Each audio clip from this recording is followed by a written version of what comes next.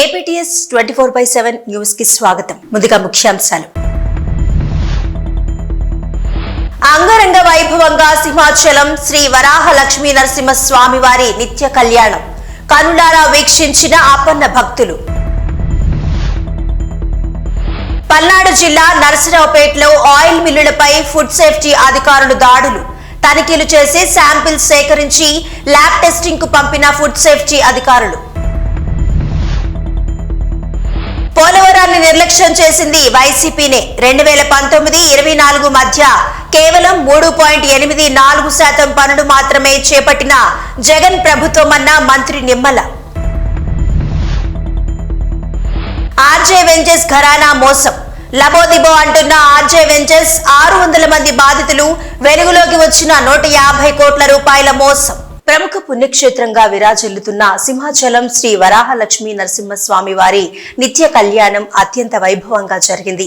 ఆర్జిత సేవల్లో భాగంగా అర్చక స్వాములు ఉత్సవమూర్తి గోవిందరాజస్వామిని ఉభయ దేవేరులతో మండపంలో అధిష్ఠింపజేశారు. నిత్య కళ్యాణంలో పాల్గొన్న భక్తుల గోత్రనామాలతో సంకల్పం చెప్పి పాంచరాత్ర గమశాస్త్రం విధానంలో విశ్వక్సేన ఆరాధన, పుణ్యాహ వచనాలతో కార్యక్రమానికి శ్రీకారం చుట్టారు. కంకణ ధారణ, నూతన యజ్ఞోపవీత సమర్పణ, జీలకర్ర, బెల్లం, మాంగళ్య ధారణ, తలంబ్రాల ప్రక్రియలను కమనీయంగా జరిపించారు. మంత్రపుష్పం, మంగళ శాసనాల తర్వాత భక్తులకు వేదాశీర్వచనాలు, శేషవస్త్రాలు, స్వామివారి ప్రసాదాలను అందజేశారు. అనంతరం స్వామివారి అంతరాలయ దర్శనం కల్పించారు. పల్నాడు జిల్లా నరసరావుపేటలో ఆయిల్ మిల్లులపై ఫుడ్ సేఫ్టీ అధికారులు తనిఖీలు నిర్వహించారు. ఆయిల్ కల్తీ చేస్తున్నారనే సమాచారంతో జిల్లా ఫుడ్ సేఫ్టీ అధికారి లక్ష్మీనారాయణ ఆధ్వర్యంలో తనిఖీలు చేశారు. లేపాక్షి, చాముండేశ్వరి, అమృత ఆయిల్ మిల్లులపై తనిఖీలు చేసి శాంపిల్స్ సేకరించారు ఫుడ్ సేఫ్టీ అధికారులు. ఈరోజు పల్నాడు జిల్లా నరసరావుపేటలో ఆయిల్స్ కల్తీగా జరుగుతున్నటువంటి సమాచారం అందటంతో తనిఖీ నిమిత్తము రావటం జరిగింది. ఇన్స్పెక్షన్స్కి రావడం జరిగింది. ఇక్కడ ఉండేటువంటి అమృత ఆయిల్ దాంట్లో ట్యాంకర్ని గుర్తించాము. ఈ ట్యాంకర్ వచ్చేసి సన్ఫ్లవర్ లూజ్ ఆయిల్ ట్యాంకరు. దాంట్లో వచ్చేసి 9 టన్నుల దాకా ఈ సన్ఫ్లవర్ ఆయిల్ ఉందని యజమాని చెప్పారు. ఆ ఆయిల్ను చూసి సస్పెషన్గా శాంపిల్స్ తీసుకోవడం జరిగింది.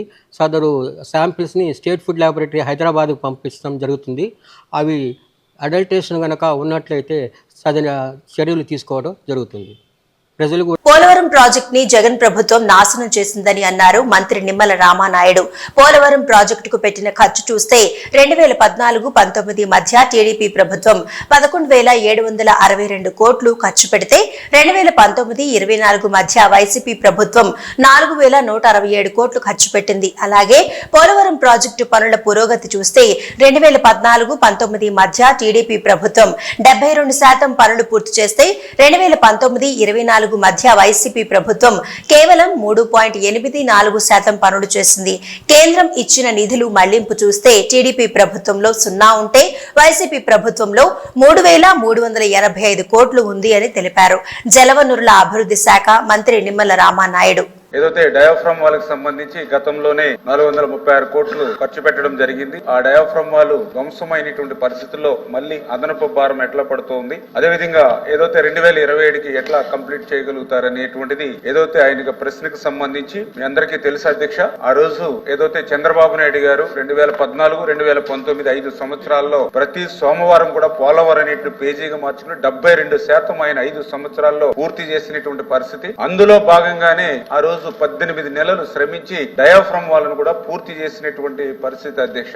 ఏదైతే మరి యొక్క ప్రభుత్వం మారిన తర్వాత, ఎందుకంటే 2019లో ప్రభుత్వం కంటిన్యూ అయ్యి ఉంటే ఆ యొక్క డయాఫ్రమ్ వాల్ పైన మేజర్ డ్యామ్ ఏదైతే ఉందో ECRF earth cum rock fill dam ఏదైతే ఉందో అది కూడా నిర్మాణం ప్రారంభించుకుని 2021 కల్లా పోలవరం పూర్తయి ఉండేది అధ్యక్ష. కానీ దురదృష్టవశాత్తు ప్రభుత్వం మారిన తర్వాత కక్షపూరితంగా అక్కడ పనిచేసేటువంటి ఏజెన్సీలు ఏవైతే ఉన్నాయో వాటన్నిటిని కూడా 2019 జూన్ నెలలో రద్దు చేసేసి 17 నెలలు అక్కడ ఏజెన్సీ లేకుండా చేసి 17 నెలలు అక్కడ ఎక్స్పీరియన్స్ ఉన్నటువంటి అధికారులు ఎవరికి లేకుండా చేయడం వల్ల 2020 ఆగస్టులో వచ్చినటువంటి వరదలకు డయాఫ్రమ్ వాళ్ళు దెబ్బతిందని అది నేను చెప్పడం కాదు అధ్యక్ష. డైరెక్ట్ గా ఎవరైతే నీతి ఆయోగ్ ఏదైతే ఈ యొక్క ఐఐటి హైదరాబాద్ ఏదైతే నిపుణుల కమిటీని పంపించారో వాళ్లే రిపోర్ట్ ఇచ్చినటువంటి పరిస్థితి అధ్యక్ష. అదే విధంగా ఏదైతే చాలా క్లియర్ గా ఆ రోజు ఏజెన్సీని మార్చవద్దు, ఎందుకంటే ఏజెన్సీలు మారిస్తే ఒకే వర్క్ ని 2 ఏజెన్సీలు పనిచేస్తే రేపొద్దున ఆ వర్క్ కి ఏదైనా ప్రమాదం జరిగితే ఎవరు బాధ్యత వహిస్తారని చెప్పి ఆ రోజు బీపీఏ కూడా ఆ రోజు రాష్ట్ర ప్రభుత్వానికి లేఖలు రాశారు, వార్నింగ్ ఇచ్చారు, రిక్వెస్ట్లు చేశారు. అయినా కూడా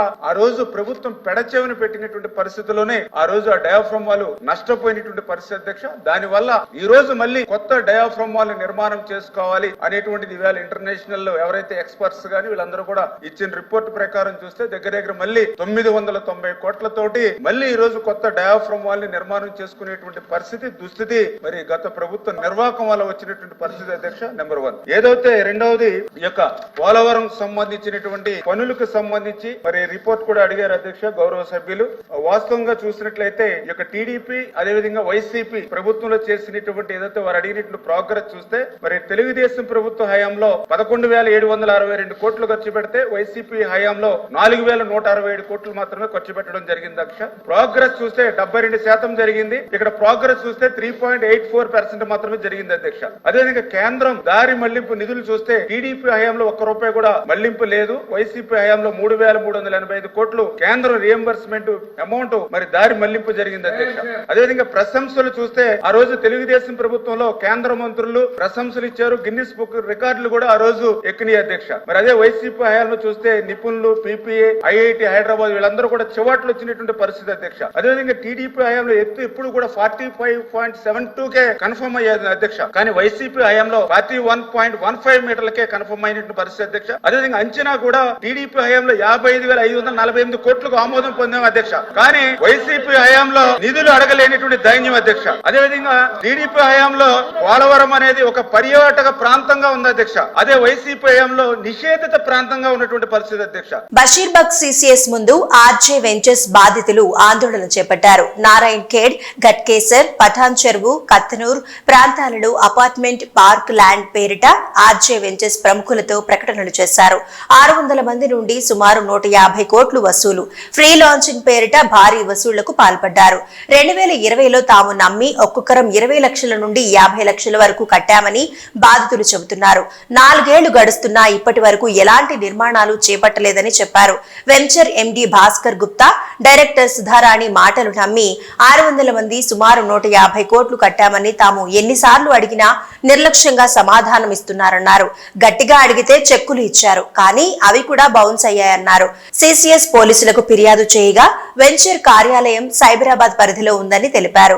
అక్కడికి వెళ్లి ఫిర్యాదు చేశామన్నారు. ఆర్జే వెంచర్స్ ఆస్తులు అమ్మి తమకు న్యాయం చేయాలని డిమాండ్ చేస్తున్నామన్నారు.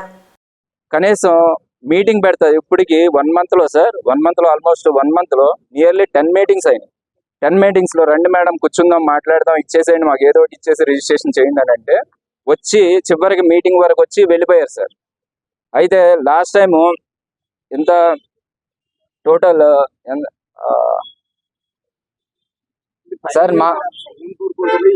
సార్ ఫైనల్ గా మేము కోరుకునేది సార్, మాకు అమౌంట్ సెటిల్ చేయటం అన్నా లేకపోతే దానికి బదులు తన దగ్గర అన్ని అసెట్స్ ఉన్నాయి, తన దగ్గర పెట్టుకున్న అసెట్స్ లేవని ఏమంటలేదు.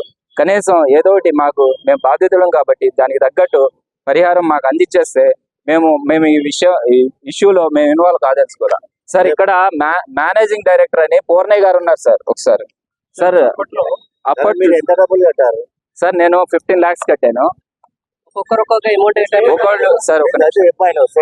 సార్ మా మేనేజింగ్ డైరెక్టర్ యాక్చువల్ గా ఆయన ఆ రోజు మేనేజింగ్ డైరెక్టర్ గా ఆఫీస్ లో ఉండి ఆయన మా చేత అమౌంట్ కట్టించారు సార్ ఆయన. సో ఆయన ముందుకు వచ్చి నేను మీ తరపున ఉంటాను అని చెప్పి ఆయన మాకు భరోసా ఇచ్చారు ఆయన కూడా.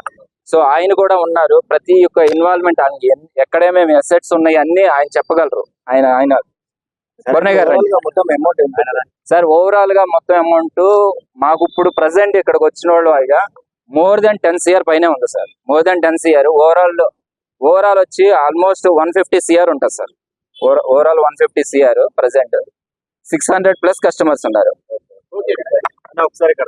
వరుస కార్యక్రమాలతో గ్రేటర్ హైదరాబాద్ లో సమాజ్వాదీ పార్టీ బలోపేతమే లక్ష్యంగా నాయకులు ముందుకు సాగుతున్నారు. సమాజ్వాదీ పార్టీలో చేరిన యువ నాయకుడు దండుబోయిన నిత్య కళ్యాణ్ యాదవ్ ఆధ్వర్యంలో వరుస కార్యక్రమాలను నిర్వహిస్తూ పార్టీని బలోపేతం చేస్తూ ముందుకు సాగుతున్నారు.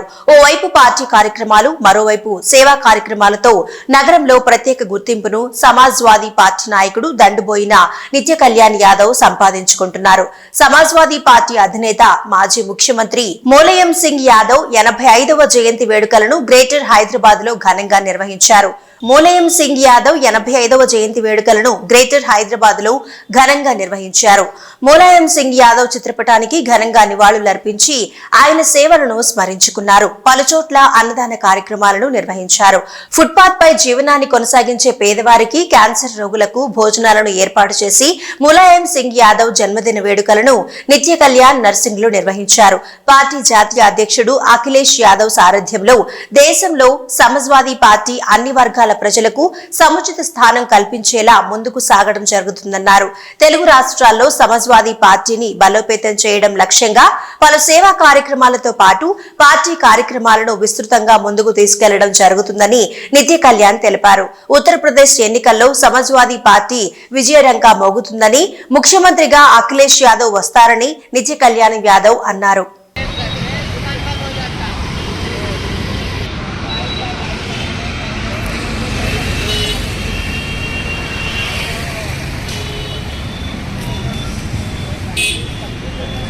ఇక్కడ తింటారా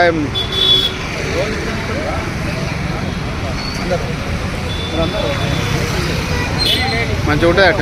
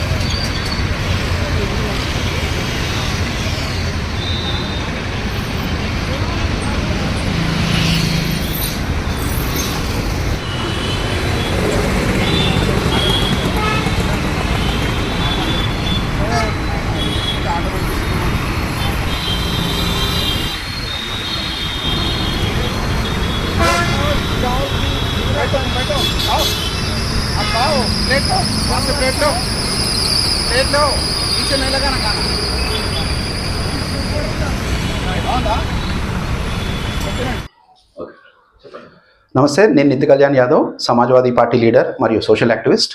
ఈరోజు సమాజ్వాదీ పార్టీ వ్యవస్థాపకులు స్వర్గీయ శ్రీ ములాయం సింగ్ యాదవ్ గారి 85వ జయంతి సందర్భంగా మేము పేదలకు మరియు క్యాన్సర్ రోగులకు ఉచిత అన్నదాన కార్యక్రమం చేపట్టాము. శ్రీ ములాయం సింగ్ యాదవ్ గారి ఆశయాలకు అనుగుణంగా మరో సమానత్వం కోసం మేము ఎల్లప్పుడూ కృషి చేస్తాము. అట్లానే పేదలు, బడుగు, బలహీన వర్గాల ఆశయాలు, వాళ్ళ హక్కుల సాధన కోసం సమాజ్వాదీ పార్టీ ఎల్లప్పుడూ కృషి చేస్తుంది మరియు పోరాడుతుంది. అలాగే మా జాతీయ అధ్యక్షులు శ్రీ అఖిలేష్ యాదవ్ గారి నేతృత్వంలో సమాజ్వాదీ పార్టీ దక్షిణ భారతదేశంలో, ముఖ్యంగా తెలంగాణ మరియు ఆంధ్రప్రదేశ్లో ప్రజలకి సంబంధించిన ఎన్నో మంచి కార్యక్రమాలు చేపట్టి ప్రజల యొక్క మన్ననలు పొంది సమాజ్వాదీ పార్టీ యొక్క జెండా రాబోయే రోజుల్లో ఎగరవేస్తామని ఈ సందర్భంగా తెలియజేస్తున్నాను. అట్లానే రాబోయే ఉత్తరప్రదేశ్ సార్వత్రిక ఎన్నికల్లో కూడా సమాజ్వాదీ పార్టీ విజయడంకా మోగించి మా జాతీయ అధ్యక్షులు శ్రీ అఖిలేష్ యాదవ్ గారిని ముఖ్యమంత్రి పీఠంపై తప్పకుండా కూర్చోబెడతాం. మాకు ఈ అవకాశం ఇచ్చిన ప్రింట్ మరియు ఎలక్ట్రానిక్ మీడియా వారందరికీ పేరు పేరున ధన్యవాదాలు తెలియజేస్తూ జై సమాజ్వాదీ పార్టీ, జై అఖిలేష్ యాదవ్ జీ. ఖమ్మం జిల్లా రఘునాథపాలెం మండలం పెద్ద ఈర్లపూడికి చెందిన ధారావత్ శ్రీను ఖమ్మంలోని ఏపీజీవీబీ బ్యాంక్ లో విధులు నిర్వహిస్తున్నాడు. ఆయన భార్య లావణ్య, వీరికి 2 కుమార్తెలు ఉన్నారు. కొన్నాళ్ల క్రితం శ్రీను అనారోగ్యం బారిన పడడంతో ఖమ్మంలోని ఓ ప్రైవేట్ ఆసుపత్రిలో పరీక్షలు చేయించుకున్నాడు. కామర్లు సోకగా కాలేయం సమస్య ఉందని డాక్టర్లు గుర్తించారు. లక్షలు ఖర్చు చేసినా నయం కాకపోవడంతో మెరుగైన చికిత్స కోసం హైదరాబాద్ లో చికిత్స చేయించుకున్నా నయం కాలేదు. వివిధ పరీక్షల అనంతరం కాలేయ మార్పిడి మాత్రమే శ్రీనును బ్రతికిస్తుందని డాక్టర్లు తేల్చి చెప్పారు. కాలేయ దానం చేసే వారి కోసం ఆరా తీసి అనేక ప్రయత్నాలు చేశారు. భర్తను బతికించుకోవడానికి లావణ్యే ముందుకొచ్చింది. తన భర్తను కాపాడుకోవడానికి లివర్ ఇస్తానని చెప్పడంతో పరీక్షలు చేసిన డాక్టర్లు సరిపోతుందని నిర్ధారించారు. ఈ మేరకు లావణ్య లివర్ నుంచి 65% మేర తీసిన సికింద్రాబాద్లోని కిమ్స్ ఆసుపత్రి వైద్యులు సర్జరీ ద్వారా శ్రీనుకు అమర్చారు. సర్జరీ విజయవంతమైంది. ప్రస్తుతం దంపతులిద్దరూ ఆరోగ్యంగా ఉన్నారని, కోలుకుంటున్నారని బంధువులు తెలిపారు. సంతోషం సుఖాల్లోనే కాదు, కష్టాల్లో తోడుగా నిలిచి భర్తను కాపాడుకుంది. భార్య లావణ్యను పలువురు అభినందిస్తున్నారు.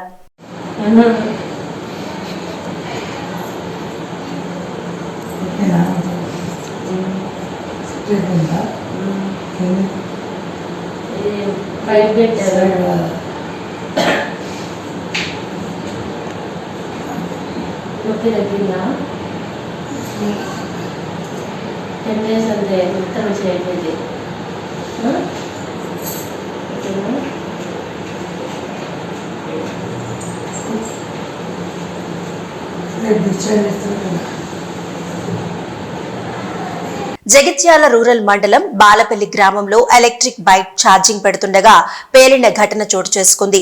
30% ఉన్న బైక్ కు ఛార్జింగ్ పెట్టిన క్రమంలో కేవలం 5 నిమిషాలలోనే పేలిన ఛార్జింగ్ బైక్. కొని 40 రోజులు కాకముందే బైక్ పేలడంపై బాధితుడు బెది తిరుపతి రెడ్డి కుటుంబ సభ్యులు ఆందోళన వ్యక్తం చేశారు.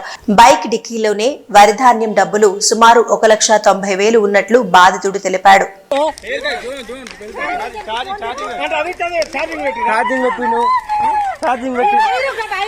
వైర్లు ఆగని మరి ఏం చేద్దాం చెప్పు.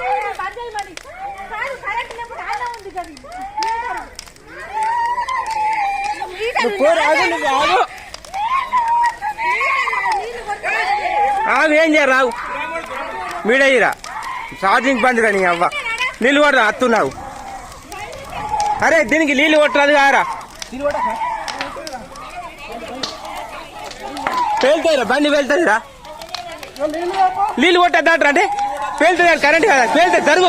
భిక్షాటన చేస్తున్న మరికొందరు పిల్లలను రక్షించిన అధికారులు. కర్నూలు నగరంలో Abdullah Khan estate dress circle వద్ద ఒంటిపై రంగు వేసుకుని భిక్షాటన చేస్తూ ఎండలో ఉన్న పసిపిల్లాడిని చూసి స్పందించిన నారా లోకేష్ వివరాలు సేకరించమని ఉన్నతాధికారులను ఆదేశించారు. కర్ణాటక రాష్ట్రానికి చెందిన వారిగా గుర్తించారు. ఆ పిల్లాడి కోసం గాలిస్తున్న సమయంలో అలాంటి రూపంలోనే శరీరానికి రంగులు భిక్షాటన చేస్తున్న కొందరిని అదుపులోకి తీసుకుని పిల్లల పూర్తి వివరాలు తెలుసుకుని తల్లి చెంతకు చేర్చిన అధికారులు.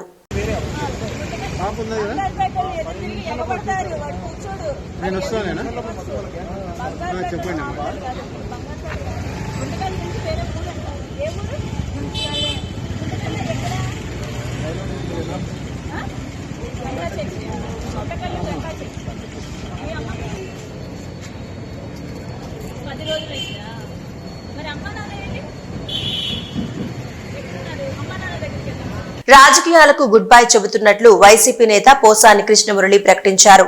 నా కుటుంబం కోసం రాజకీయాలను వదిలేస్తున్నాను అని ఎవరికి భయపడి రాజకీయాల నుండి తప్పుకోవడం లేదని ఉద్ఘాటించారు. నేను తప్పు చేసి ఉంటే జైలుకు వెళ్లేందుకు కూడా సిద్ధమే అని ప్రకటించారు. నటుడు, నిర్మాత, దర్శక రచయిత పోసాని. నేను అన్ని పార్టీలకి నేను సపోర్ట్ చేశా. ఎప్పుడు ఆ పార్టీలో ఉన్న నాయకుడు గుణగణాలను బట్టి అన్ని పార్టీల్ని విమర్శించా. ఎప్పుడు ఆ నాయకులు ఎవరెవరైతే ఆ నాయకులు ఉన్నారో అప్పట్లో ఆ పార్టీకి వాళ్ళు తప్పులు చేస్తే విమర్శించా. తప్పులు చేయకుండా నేను ఎవరిని విమర్శించలా. మీరున్న రాజకీయాలు 83 నుంచి మాట్లాడుతున్నా. మీరు ఒక్కటైనా మీరు చెప్పండి. నేను విమర్శిస్తే సంతోషపడి ఉంటే అవి గుడ్ రాజకీయాలు అయ్యేవి. కానీ ఇప్పుడు ఏంటంటే రాజకీయాలు బాగోలేదు, వాళ్ళను ఇది చేస్తున్నారు, కేసులు పెడతారు, అన్నీ రావట్లేదు. Because of my Sons, because of my family.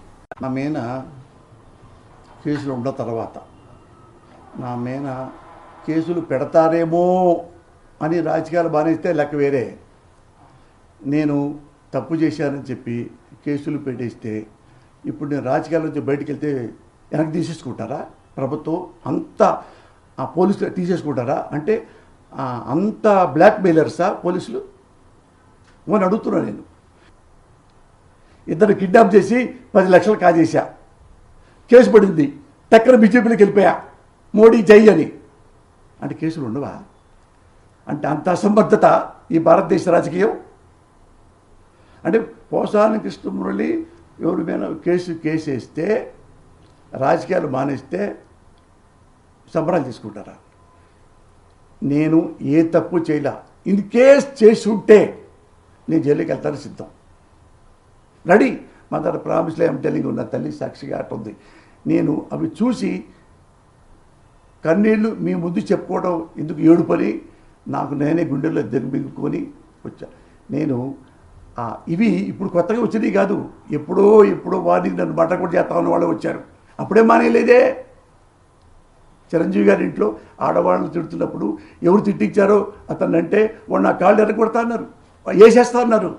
నేను అన్నాను అప్పుడు, గుర్తుపెట్టుకోండి, ఏమయ్యా నన్ను చంపితే అసలు మళ్ళీ బతకకుండా చంపు, కొనుబ్బుడితో చంపానుకో మళ్ళీ నేను చంపాల్సి వస్తుంది అని కూడా అన్నవాడిని నేను. అంటే నిజంగా ఏ న్యాయ వ్యవస్థ అయినా చట్ట వ్యవస్థ అయినా పోసాని కృష్ణమురళి నిజంగా తప్పులు చేశాడు, క్రైమ్ చేశాడు అంటే 100% నేను తీసుకెళ్లి జైల్లో పడేయండి. తెగులు సోకిన చైనా వెల్లుల్లిని సీజ్ చేశారు కస్టమ్స్ అధికారులు. నెల్లూరుకు సమీపంలో 9,990 కిలోల వెల్లుల్లి బస్తాలతో వెళ్తున్న వ్యాన్ పట్టుకున్నారు. చైనా నుంచి దిగుమతి అయిన తెగులు సోకిన వెల్లుల్లిగా కస్టమ్స్ అధికారులు గుర్తించి సీజ్ చేశారు. వీటి విలువ 21.97 లక్షల విలువైన 333 బస్తాలు గుర్తింపు. ప్రభుత్వ నిబంధనల ప్రకారం చైనా వెల్లుల్లిని దిగుమతి చేసుకోవడం నిషేధం అని తెలిపారు.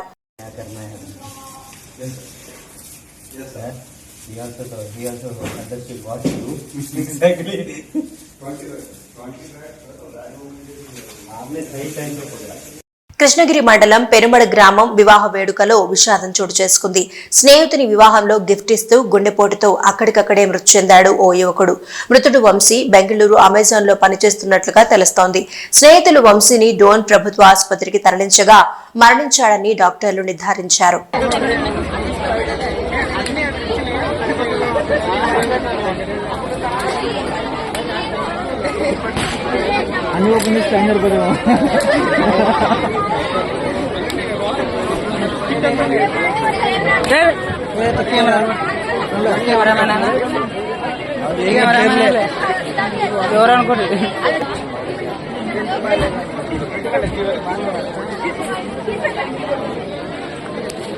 తెలంగాణ నుండి కేరళకు అక్రమంగా తరలిస్తున్న ఎద్దుల లారీని పట్టుకున్నారు నల్లచెరువు పోలీసులు. అక్రమంగా తరలిస్తున్న ఎద్దుల లారీని వెంబడించి పోలీసులకు అప్పచెప్పారు గోరక్షక్ దళ్ ప్రతినిధులు. లారీలో 29 ఎద్దులను తరలిస్తున్నట్లు గుర్తించిన పోలీసులు ఎద్దులను అక్రమంగా తరలిస్తున్న ఇద్దరిని అదుపులోకి తీసుకుని విచారిస్తున్నారు పోలీసులు.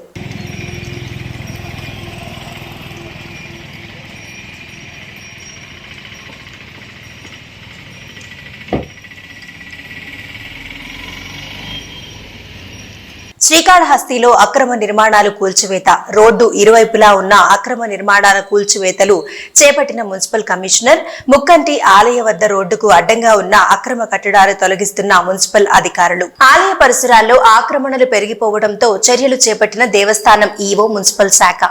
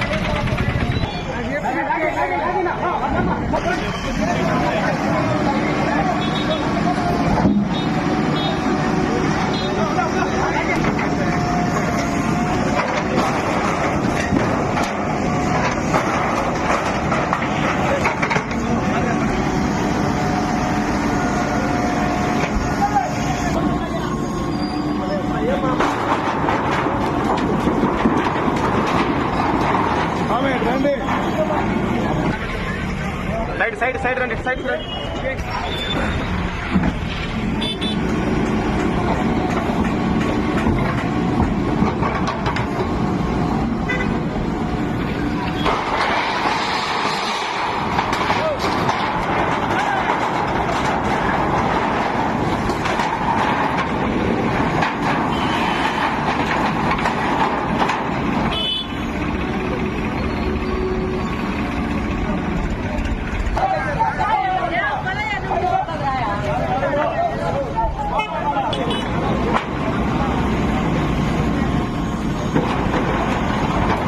మేడం వెనక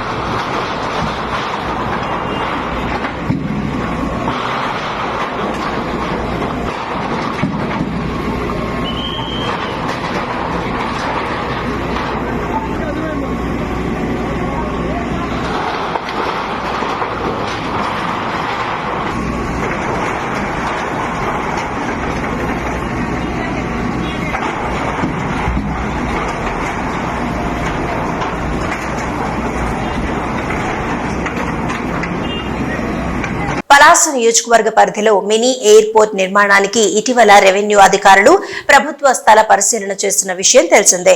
వజ్రపు కొత్తూరు, మందస మండలాల పరిధిలో సుమారు 1383 ఎకరాల ప్రభుత్వ భూమిని అధికారులు గుర్తించారు. స్థానిక రెవెన్యూ అధికారులు ఇచ్చిన నివేదిక ప్రకారం సుమారు ఆ స్థలాన్ని పరిశీలించేందుకు ఎయిర్పోర్ట్ అథారిటీ అధికారులు పరిశీలించారని పలాస ఆర్జీఓ జి వెంకటేశ్వరరావు మీడియాతో తెలిపారు. ఇవి ఈనాటి వార్తలు. చూస్తూనే ఉండండి న్యూస్.